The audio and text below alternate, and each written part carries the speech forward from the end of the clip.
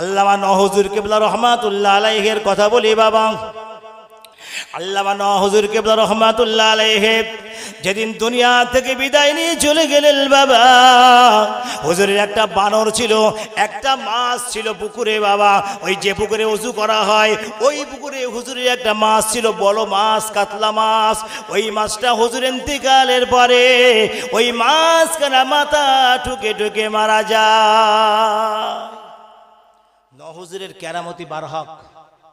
ছোটবেলায় হুজুরের ছোটবেলার কথা বলতেছি, কার গাছের আম পেড়ে নিয়ে এসেছিল, আম পেড়ে নিয়ে এসে আব্বা বকেছে, এই যা আগার আম রেখে আয় যা। হুজুর গিয়ে সে আমের বোটায় আম জোড়া লাগাই দিয়েছিলেন। জোরে বলবেন না সুবহানাল্লাহ? আর একটু জোরে বলুন সুবহানাল্লাহ। হুজুর গেলেন আমের বোটা নিয়ে,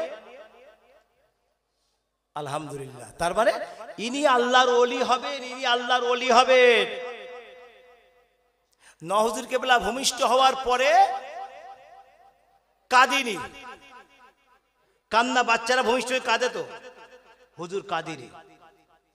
এখন সবাই বলতেছে ভাই মরা হয়েছে, ভাই মরা হয়েছে। হুজুর কেবলারা বলতেছে ভাই মরা হয়েছে। আরে ভাই মরা হবে কেন? হুজুরের জীবনীতে লেখা আছে, হুজুর ভূমিষ্ঠ হওয়ার পরে ফেরেশতারা ওনার আত্মাকে নিয়ে সাত আসমান জমিন ঘুরেছে। জোরে বলুন সুবহানাল্লাহ। আরেকটু জোরে বলুন সুবহানাল্লাহ। সাত আসমান জমিন হুজুরের রূহকে নিয়ে ঘুরেছেন, আলহামদুলিল্লাহ। আসরের নামাজের পরে হুজুর কেঁদে উঠলেন। আর একবার জোরে বলবেন না সুবহানাল্লাহ?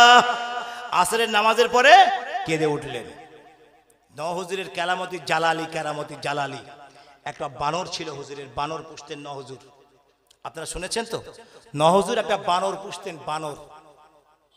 এই বানরটা হুজুর যতদিন দুনিয়ার জমিনে ছিলেন, বানরটা খুব কথা শুনতো হুজুরের, খুব পোষ মেনেছিল। হুজুর যেদিন দুনিয়ার থেকে বিদায় নিয়ে চলে যায়, বানরটা মাথা ঠুকে ঠুকে দুনিয়ার থেকে বিদায় হয়ে গেছে। হুজুরের মহাব্বতে এশকে দেওয়ানা হয়ে গেছে, হুজুরকে দেখতে পায় না। বানরটা মাথা ঠুকে ঠুকে মারা গেছেন, দুনিয়ার থেকে বিদায় নিয়েছে। এখন সেই বাগদি রাজার ক্ষমতা, বল সব কিছু ছিল। একটা মুসলমান মান্নত করেছিল, যদি আল্লাহ যদি আমার একটা সন্তান হয়, আমার একটা ছেলে হয়, তো তোমার নামে একটা আকিকা করবো, একটা গরু জবাই করব। তো সেই বাবাজির একটা সন্তান আল্লাহ দিয়েছে, একটা গরু জবাই করেছে, গরু কুরবানি করেছে। বাগদি রাজার কাছে সেই খবরটা পৌঁছে গেছে। খবর পৌঁছানোর পরে বাগদি রাজার লোকজন এসে ওই ছেলেটাকে জবাই করে দিয়েছে। জোরে বলুন নাউজুবিল্লাহ। বাচ্চা ছেলেটাকে জবাই করে দিয়েছে। এখন তারা বুড়ো বুড়ি এই খবরটা নিয়ে, তৎকালীন জামানায় দিল্লির প্রেসিডেন্ট ছিল আলাউদ্দিন খিলজি রহমাতুল্লাহ আলাই। ইতিহাসে নাম পড়েছেন তো, সব নামগুলো ইতিহাসে পড়েছেন তো। আলাউদ্দিন খিলজি রহমাতুল্লাহ আলাই ছিলেন তৎকালীন হিন্দুস্তানের প্রেসিডেন্ট, এবং উনি ছিলেন আল্লাহর মারাত্মক বুজুর্গ এবং ওলি। সেই সময় বাদশাহ ছিলেন উনি। ওনার কাছে গিয়ে নালিশ করলো, হুজুর আমরা সেই পশ্চিম বাংলা থেকে এসেছি, ফুরফুরা বালিয়া বাসন্তী গ্রাম থেকে আমরা এসেছি। আমাদের গ্রামে একটা বাদশাহ আছে, বাগদি রাজা। সেই রাজা আমাদের উপর অত্যাচার করছে, আমার ছোট শিষ্যটাকে জবাই করে দিয়েছে। হুজুর সমস্ত ঘটনা খুলে বললেন। খুলে বলার পরে হুজুর বলছে, ঠিক আছে তোমরা যাও, আমি ব্যবস্থা করছি, আমি সৈন্য পাঠাচ্ছি। 80 জন সৈন্য পাঠিয়েছেন তৎকালীন জামানায়। 80 জন সৈন্য মানে যাতাই ব্যাপার।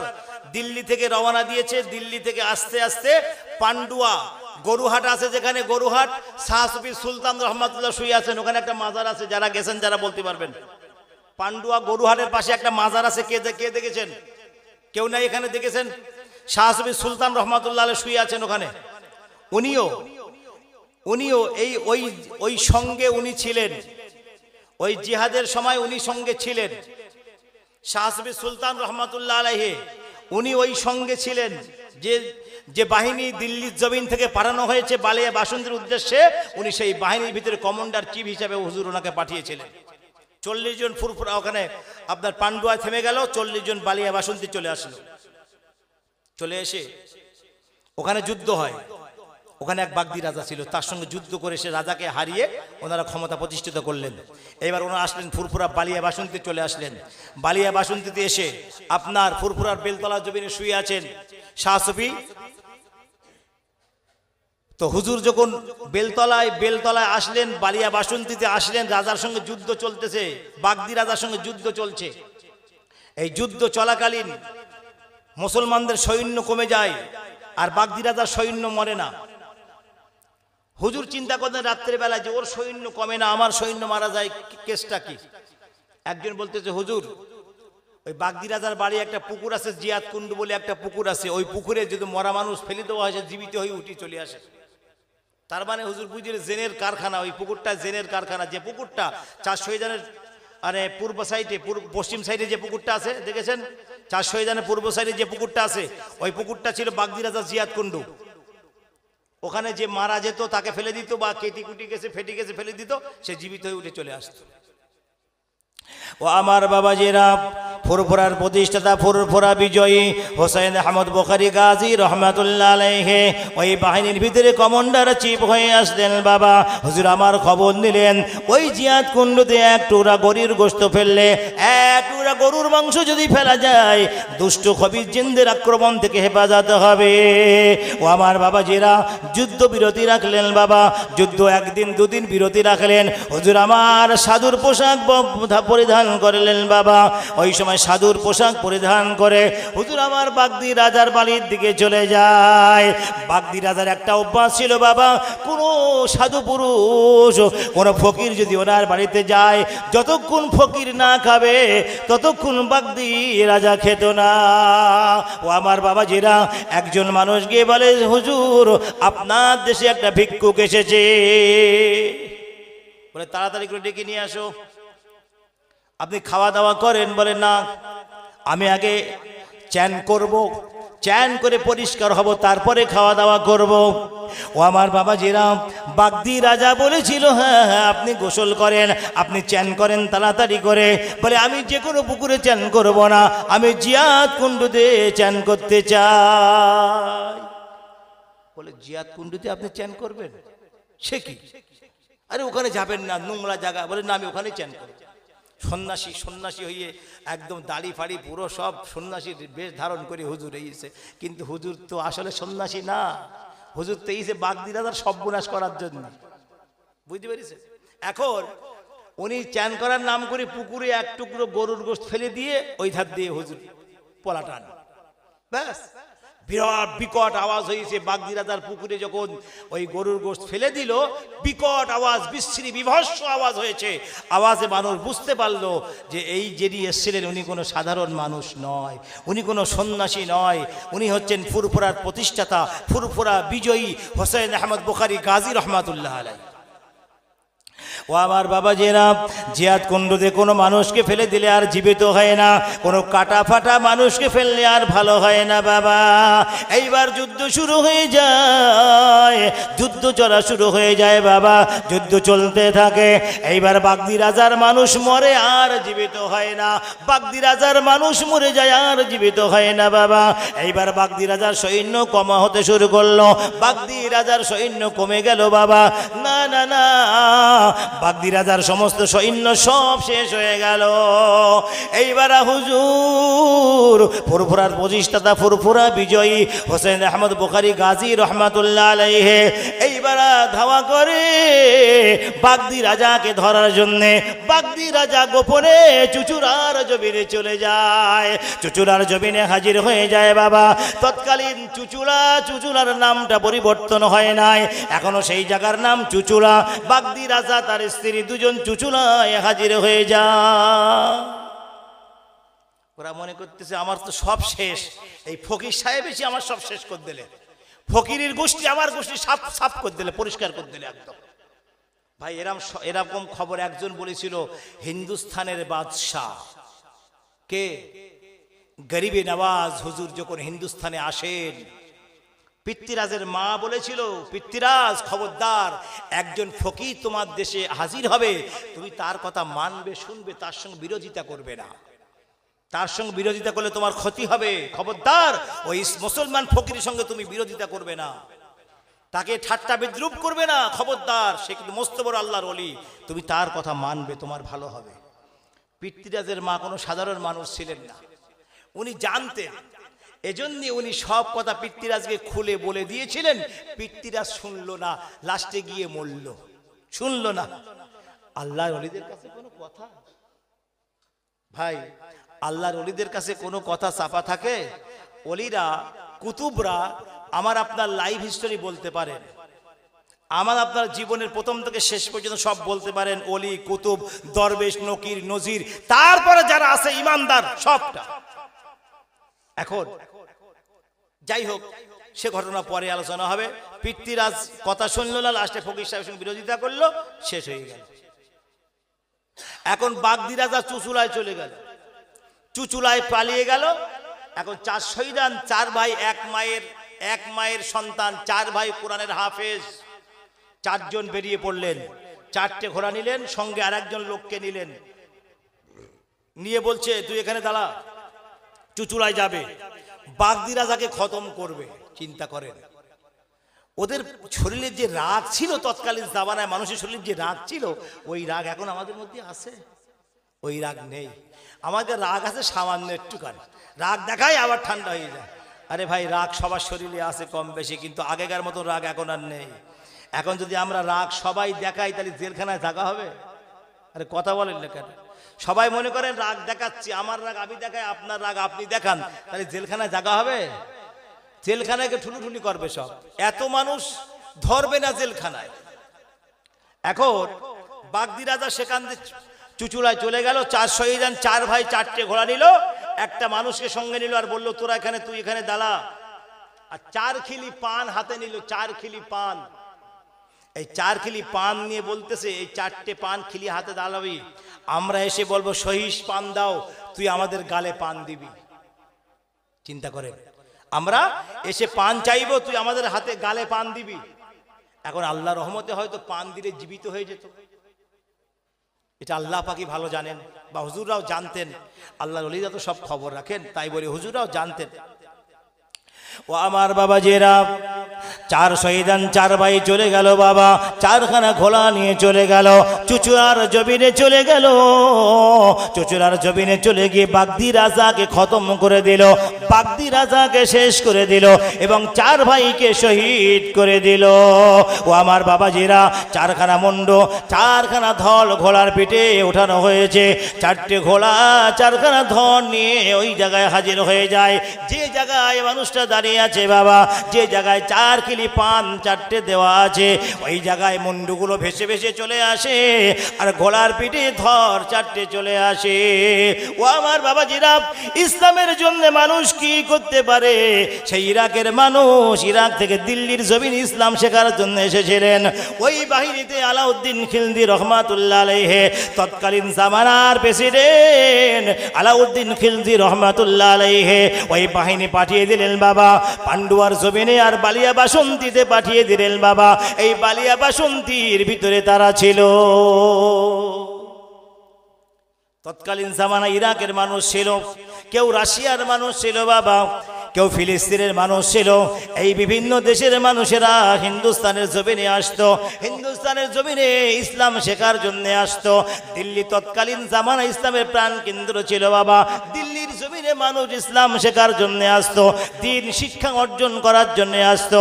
আল্লাহ রসুল, আল্লাহর হাবিব জানিয়ে দিয়েছেন, হে বিশ্বের মুসলমানেরা, যদি তোমাদের দিন শেখার জন্য চীন দেশে যেতে হয় তবেও তোমরা যাবে, কিন্তু ইসলাম তোমরা শিখবে। আল্লাহ নবী বলে দিয়েছেন, ইসলাম তোমরা শিখবে, দিন হাসিল করবে। যদি তোমাদের চীন দেশে যেতে হয় তথাপিও যাবে, কিন্তু ইসলাম তোমরা শিখবে। ও আমার বাবা জেরা, 4 শহীদের কথা আলোচনা করছিলাম বাবা। 4টে ধল ঘোড়ার পিঠে চলে আসে, আর 4খানা মুন্ডু ভাসমান ভেসে ভেসে চলে আসে। একটা মুন্ডু, 4টে মুন্ডু বলে সহিস পান দাও। ও আমার বাবা জিরা, আল্লাহর ওলিরা বাবা, ওই সময় মুন্ডুর গালে যদি, ওই মাথার গালে যদি পানটা দিয়ে দিত বাবা, 4 ভাই জীবিত হয়ে যেত। ওইবার সহিস বলে, পান কোথায় দেব, কোথায় দেব? না না, এই কোথায় দেব কথাটা বলার সঙ্গে সঙ্গে 4খানা মুন্ডু মাটিতে পড়ে গেল। এইবার 4টে ঘোড়ার পিঠে 4খানা বডি রাখা আছে বাবা। ঘোড়া 4টে বডি নিয়ে ওই জায়গায় হাজির হয়ে গেল, যে জায়গায় 4 শহীদারের মাজার। ও আমার বাবাজিরা, ফুরফুরা ইতিহাসের কথা বলতে গেলে ও আমার বাবাজিরা, ফুরফুরার প্রতিষ্ঠাতা, ফুরফুরা বিজয়ী হোসেন আহমদ বুখারী গাজী রহমাতুল্লাহ আলাইহি কত বড় আল্লাহর ওলি, কত বড় লম্বা চওড়া মানুষ। আপনারা যারা ফুরফুরার ছবি নিয়ে গেছেন তারা দেখেছেন কত বড় আল্লাহর ওলি। এত লম্বা মানুষ আমি চোখে দেখি নাই। রাশিয়ার মানুষ ছিলেন বাবা হুজুর আমার, রাশিয়া দেশ থেকে দিল্লির জমিনে ইসলাম শেখার জন্য এসেছিলেন। কারণ আল্লাহর নবী আল্লাহর হাবিব জানিয়ে দিয়েছে, এ বিশ্বের মুসলমানেরা, ইসলাম শেখার জন্য, দিন শেখার জন্য যদি তোমাকে চীন দেশে যেতে হয় তবুও যাবে, ইসলাম তুমি শিখবে। আল্লাহর নবী আল্লাহর হাবিব বলেন, তলাবুল ইলমি ফরিদাতুন আলা কুল্লি মুসলিমিন ওয়া মুসলিমা, প্রত্যেকটা নরনারীর জন্য ইলম হাসিল করা ফরজ, যতটুকু সে আল্লাহকে চিনতে পারে। এখন ইসলাম প্রত্যেকের জন্য শেখা ফরজ, আল্লাহ রসুল বলেছেন। এখন আমরা যারা এখানে আসি সবাই কি হাফেজ, কারি, মাওলানা, মুফতি, মুহাদ্দিস নাকি সাধারণ মানুষ? সবাই আমরা সাধারণ মানুষ। রসুল বলেছে প্রত্যেকটা নরনারীর জন্য ইলম হাসিল করা ফরজ। ভাই, ইলম হাসিল করা ফরজ এতটুকু যতটুকু সে আল্লাহ রসুলকে চিনতে পারে, ততটুকু ইলম হাসিল করা তার জন্য ফরজ, প্রত্যেকটা মুসলমানের জন্য। এবার হাফেজ, মুফতি, মুহাদ্দিস, আলফিসানি হও, তার জন্য প্রাইজ আলাদা আছে আল্লাহর তরফে, কিন্তু তুমি আল্লাহ তো সেটা তোমার বলিনি, তোমাকে বলা হয়েছে ইলম হাসিল করো, ইলম শিক্ষা অর্জন করো। ইলম শিক্ষা অর্জন করতে হলে যদি তোমাকে চীন দেশে যেতে হয় তবুও তুমি সেখানে যাবে, কিন্তু ইলম হাসিল করবে। আল্লাহর ওলি বাবা ফুরফুরার প্রতিষ্ঠাতা ফুরফুরা বিজয়ী হোসেন আহমদ বুখারী গাজী রহমাতুল্লাহ আলাইহি ওই বেলপাড়ার জমিনে শুয়ে আছেন, বাসতলার জমিনে শুয়ে আছেন বাবা। এইবার 4 শহীদান হুজুর ওখানে শুয়ে আছেন। 4টে ঘোড়া ওখানে লাশ 4টে নামিয়ে দিয়ে, 4টে বডি ওখানে নামিয়ে দিয়ে আগে আবার দৌড়ে চলে যায়। আগে দৌড়ে যে ঘোড়ার কবর আছে বাবা, ও আমার বাবা জিরা, ঘোড়ার কবর দেখার জন্য কোনো মানুষ যায় না, কিন্তু ঘোড়ারা 4টি লাশ বহন করে নিয়ে আসছে। 4 ভাই কোরআনের হাফেজ, 4 ভাই কোরআনের হাফেজ, আল্লাহর দ্বীনের জন্য জীবন দিয়েছে। আল্লাহ নবী আল্লাহর হাবিব জানিয়ে দিয়েছেন বাবা, যদি কোনো মুসলমান পৃথিবীর জমিনে আমার একটা সুন্নত কায়েম করে, একটা সুন্নত জীবিত করে, কিয়ামতের ময়দানে কঠিন মাহশরে আল্লাহ পাক তাকে 100 শহীদের সওয়াব তার নামায় আমলে আল্লাহ লিখে দেবে। নারায়ে তাকবীর। আপনারা শুনতেছেন না ঘুমোচ্ছেন? কথা বলেন না কেন? আরে কথা বলেন, শুনছেন আছেন তো? একটা গল্প বলতে হয় তাহলে। এখন 11:30 হয়ে গেল। কোন জামানায় 4 জন বন্ধু ছিল ভাই, 4 জন বন্ধু। এই গল্প মানে আগেও করেছি, আমার স্মরণ নাই। 4 জন বন্ধুর কাছে একটা খানা আছে, একটা খাদ্য আছে, একজন মানুষ খেলে পেট ভরে যাবে। এখন 4 জন বন্ধু বলতে এই সবাই শুই পড়, যে সকালে ভালো স্বপ্ন দেখবে সেই সব খানা খাবে। তার ভিতরে একজন বলতেছে, না এরা 3টেতে ঘুমোচ্ছে, আমি খানা খাইয়ে নিই, যায় হবে দেখা যাবে। ও সমস্ত খানা সব খেয়ে দিয়ে শুয়ে রয়েছে। বড় বন্ধু উঠি বলতেছে, এই খানা আমারে দে, আমি ভালো স্বপ্নে দেখেছি। বলে কি স্বপ্নে দেখেছিস তুই?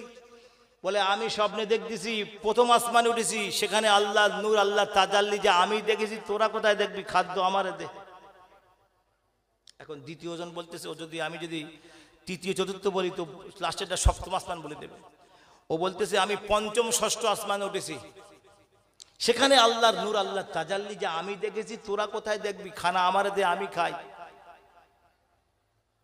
3 নম্বরে বলতেছে আমি সপ্তম আসমানে গেছি, সেখানে আল্লাহর নূর, আল্লাহর তাজাল্লি যেটা আমি দেখেছি, তোরা কোথায় দেখবি? খানা আমারে দে, আমি খাই।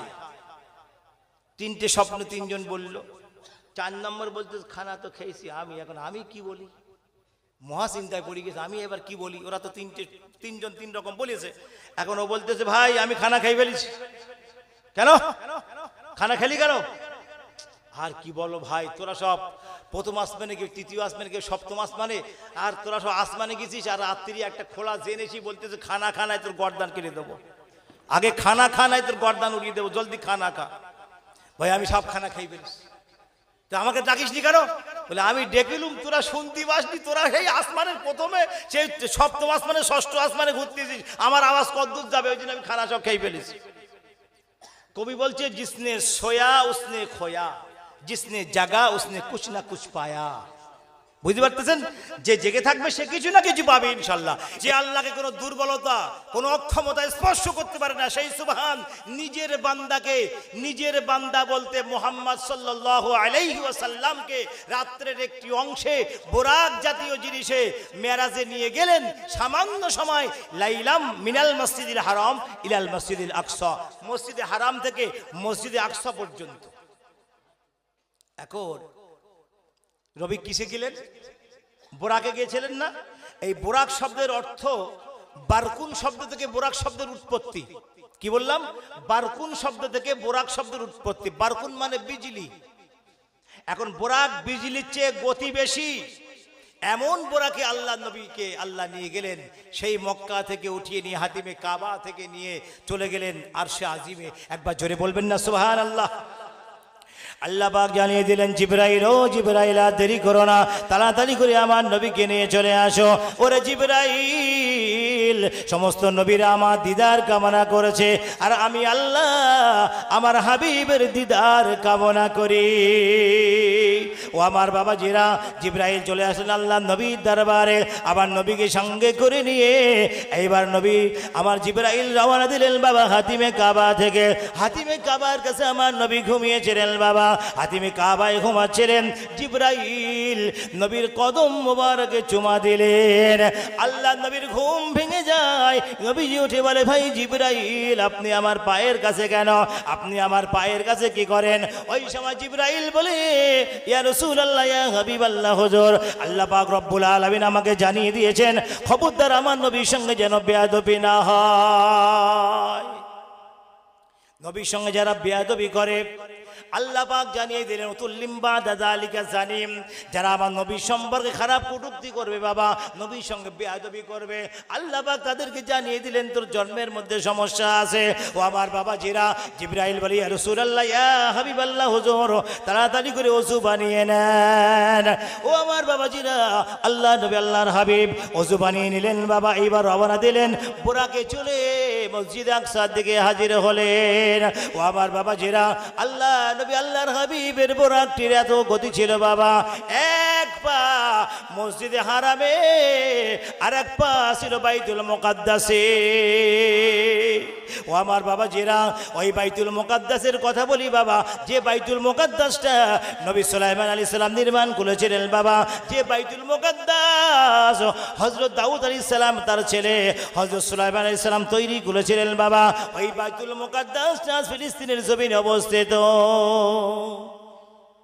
সমস্ত নবীরা ওখানে হাজির, সমস্ত নবীরা ওখানে হাজির আছেন, সমস্ত নবীরা ওখানে জমায়েত হয়ে আছে, আমার নবীর অপেক্ষা করতেছে। একবার জোরে বলবেন না সুবহানাল্লাহ। আমার নবীর অপেক্ষা চলতেছে ওখানে। আল্লাহ নবী আল্লাহর হাবিব আমার এইবার বোরাক থেকে অবতরণ করলেন বাবা।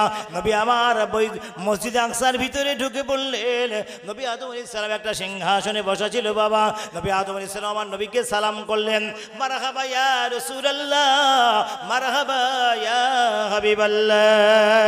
আমার নবীর সঙ্গে মুসাফা করলেন বাবা।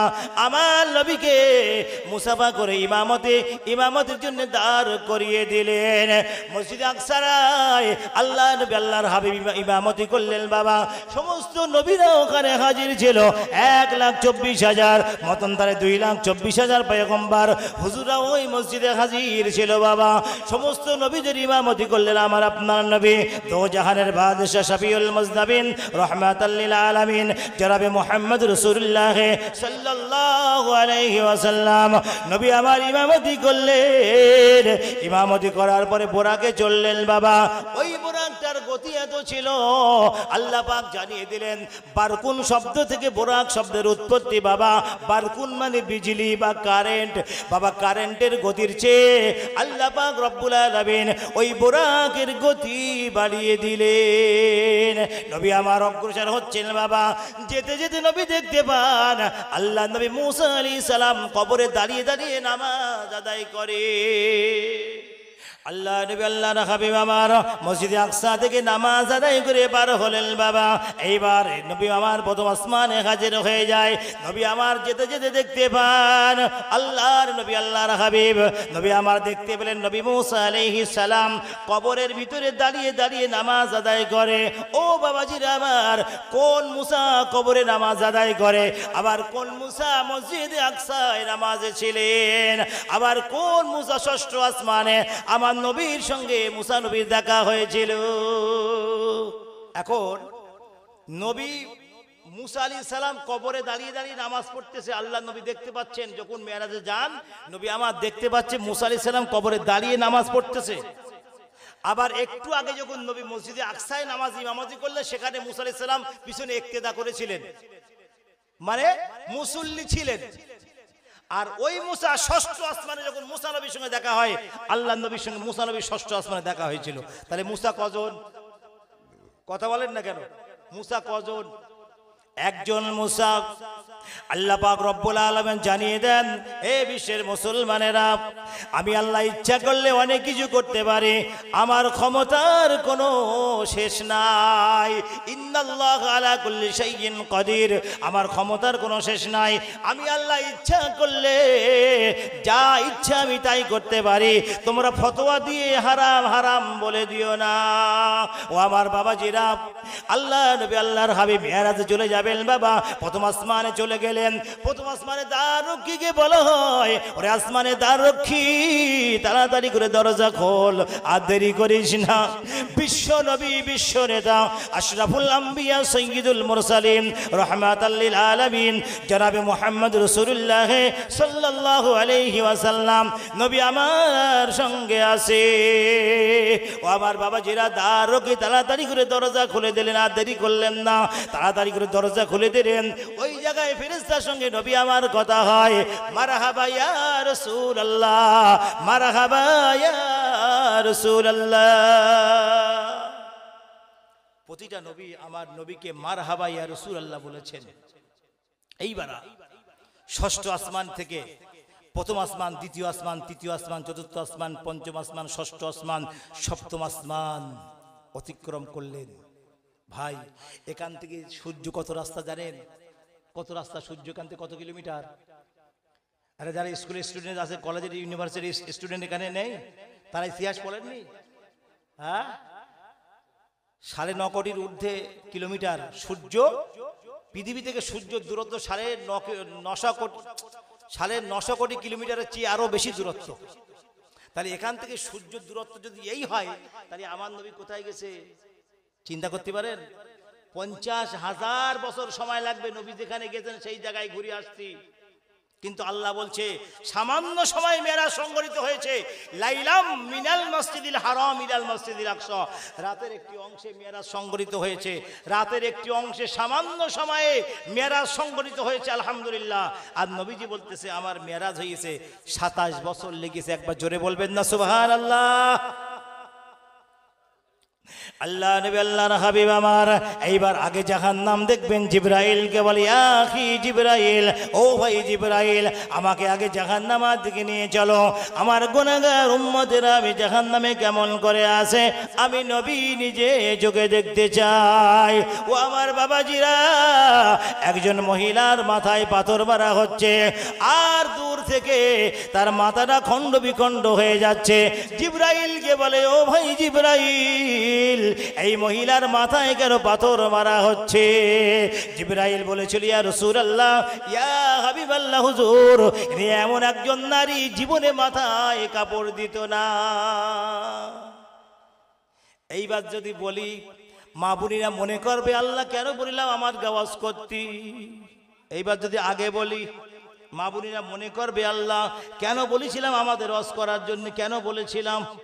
এমন কোন মহিলা দেখা যায় না যে মাথায় কাপড় দেয় না।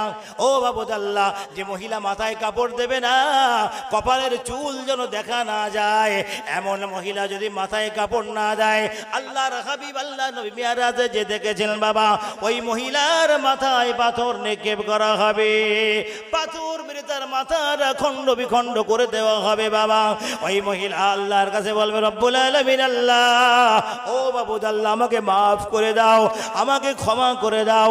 আল্লাহ পাক রব্বুল আলামিন বলবেন ওই একটাই শব্দ আমি বারবার শুনতে চাই না। ও আমার বান্দা বান্দিরা, দুনিয়ার জমিনে নামাজ আদায় করেছিলে, দুনিয়ার জমিনে অনেক ইবাদত তোমরা করেছিলে, কিন্তু আমার কাছে কেন তোমরা ক্ষমা চাও না? ক্ষমা তো আমি করব, আমার কাছে চাইবে তবে তোমার ক্ষমা হবে, নাইলে তোমার ক্ষমাটা কিভাবে সম্ভব? ভাই, যার যা পাওনা বোঝা বলা এখানে করে নেবেন। ইন্তেকালের পরে আমার আব্বা যদি ভুল করে যায় মাফ করে দিও, ওই কথা যেন বলবেন না।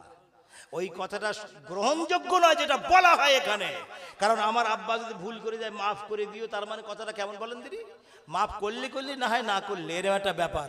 কিন্তু দুনিয়ার জমিনে ওই মানুষটা যখন ছিল, সে কি কারোর কাছে অন্যায় স্বীকার করেছে যে আমার ভুল হয়েছে আমাকে মাফ করে দাও? তার জন্য আপনি মাফ চাওয়ার কে?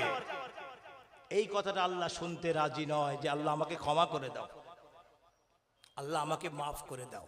এই কথাটা আল্লাহ শোনার জন্য প্রস্তুত নয়। ওই মহিলার মাথায় বারবার করে পাথর মারতেছে, কিছুক্ষণ পরে মাথা আবার ঠিক হয়ে যাচ্ছে, আবার পাথর মারতেছে।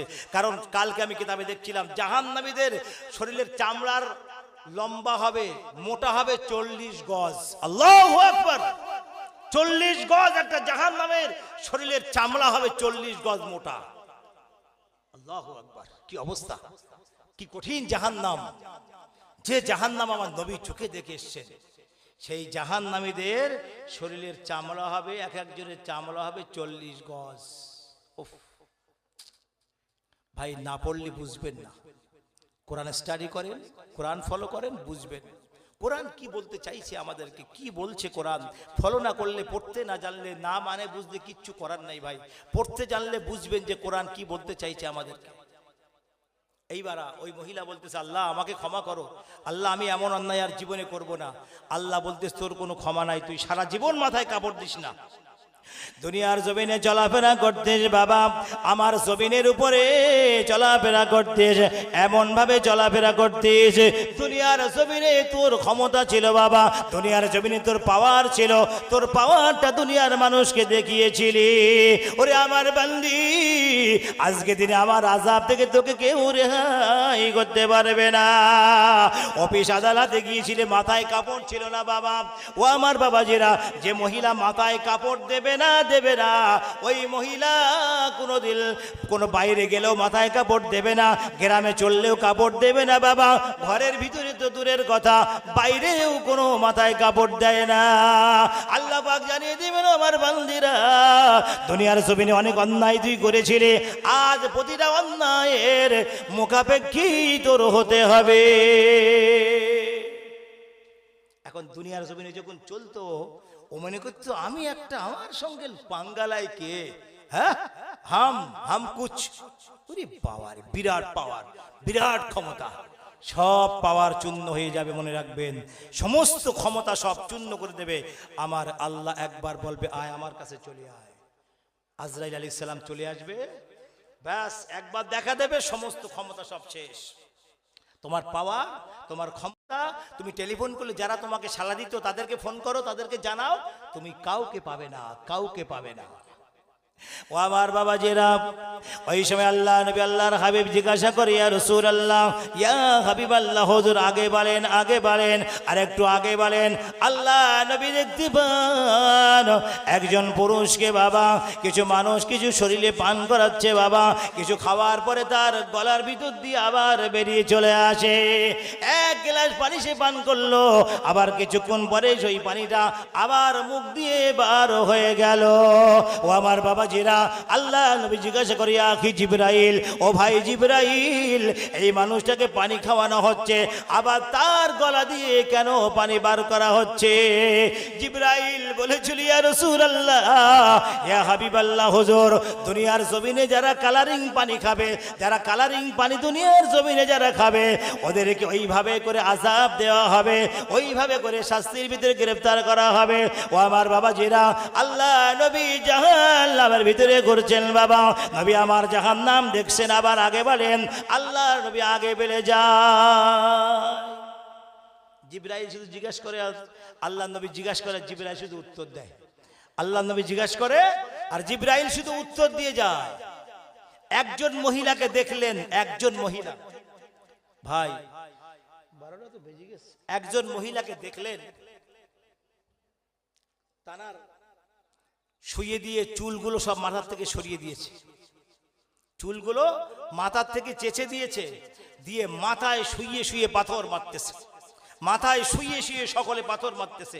এখন কারা পাথর মারছে, কার পাথর মারছে নবী তোরা বুঝলেন না। নবী বলছে জিবরাইল ভাই এইভাবে করে কে শাস্তি দেওয়া হচ্ছে, কেন এইভাবে করে আযাব কেন দেওয়া হচ্ছে?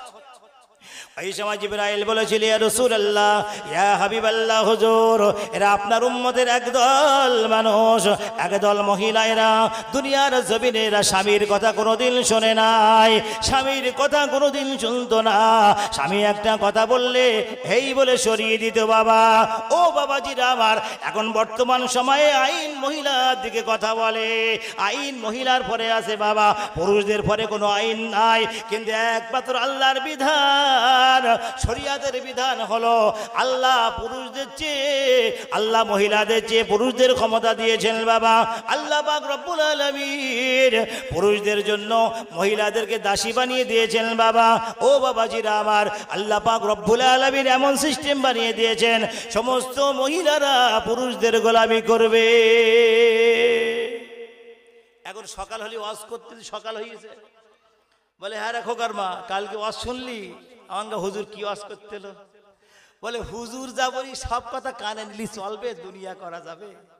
হুজুরি কথা সব শুনলি হবে না, শুনলি দুনিয়ায় জীবন যাপন করা যাবে না। যা শুনেছি ঈদগায় রেখে বাড়ি এসেছি, সঙ্গে আনিনি। কি বলবে? যা শুনেছি ঈদগায় রেখে এসেছি, বাড়ি কিচ্ছু নিয়ে যায়নি। বুঝতে পারতেছেন? এইরকম সকালে হবে, দেখবেন এই যা ওয়াজ হচ্ছে সকালে কিছু একটা রিয়াকশন দেখা যাবে ইনশাল্লাহ। বলে দিলাম, খবর নেবেন, চার দোকানে খবর সব পেয়ে যাবে। এখন নবী আমার জিবরাইল সালামকে জিজ্ঞাসা করছে, প্রত্যেকটা জায়গায় আল্লাহ নবী যাচ্ছেন আর জিবরাইলকে জিজ্ঞাসা করছে, ইয়া আখি জিবরাইল, ভাই এগুলো কারা, এগুলো কারা, এখানে কি হচ্ছে, ওখানে কি হচ্ছে? জিবরাইল সালাম আমার নবীর প্রতিটা প্রশ্নের উত্তর দিয়ে যাচ্ছেন। একবার জোরে বলবেন না সুবহানাল্লাহ? আল্লাহ নবী আল্লাহর হাবিব আমার আগে বলেন, জিবরাইল বলে ইয়া রাসূলুল্লাহ, ইয়া হাবিবাল্লাহ হুজুর। আল্লাহ নবী জিজ্ঞাসা করে, ও ভাই জিবরাইল, ওই একটা গাছের নিচে দুজন মহিলা, একজন মহিলা একজন পুরুষ বসে আছে, ও ভাই জিবরাইল ওরা কারা, আর এই বাচ্চাগুলো কারা খেলা করে? আল্লাহ নবী আল্লাহর হাবিব জিজ্ঞাসা করেন, জিবরাইল বলেন, ও ইয়া রাসূলুল্লাহ, ইয়া হাবিবাল্লাহ হুজুর, এই বাচ্চাগুলো যারা মাঠে খেলা করে এরা দুনিয়ার জমিনে বালেগ হওয়ার আগে ইন্তেকাল করেছে, এরা দুনিয়ার জমিনে ছোটবেলায় ইন্তেকাল করেছে হুজুর।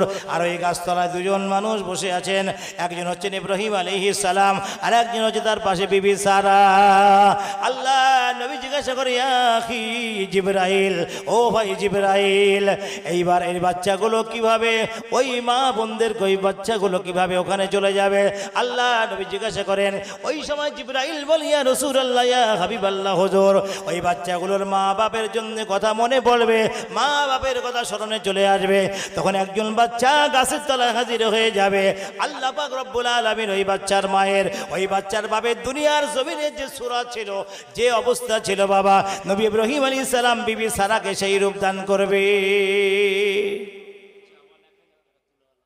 নারায়ে তাকবীর, নারায়ে তাকবীর। ভাই জামাল বিহারি 1000 টাকা, একবার নারায়ে তাকবীর। ভাই খুব গরিব মানুষ, খেটে খুঁটি সংসার নির্বাহ করে। জামাল মোল্লা 1000 টাকা নবীর কারখানার জন্য দিলেন। আল্লাহ ওরা দান কবুল করেন, আমরা বলি আল্লাহুম্মা আমিন। ও আমার বাবা জিরা, ওই সময় নবী আমার জিজ্ঞাসা করে, ও ভাই জিবরাইল, এইবার এক একজন বাচ্চার এক একজন সূরাতকে আল্লাহ দান করবেন। জিবরাইল বলেছিল, ইয়া রাসূলুল্লাহ, ইয়া হাবিবাল্লাহ হুজুর, যতগুলো বাচ্চাই মাঠে ঘোরাফেরা করে এক একজন এক এক সময় চলে আসবে। আল্লাহ পাক রব্বুল আলামিন তার মায়ের যে সূরাত, তার আব্বার যে সূরাত আল্লাহ দিয়েছেন, সেই সূরাত ইব্রাহিম আর বিবি সারাকে দান করবেন। ও আমার বাবাজিরা, ওই বাচ্চাগুলো ওই আব্বা মাকে দেখে আবার মাঠে খেলা শুরু করবে।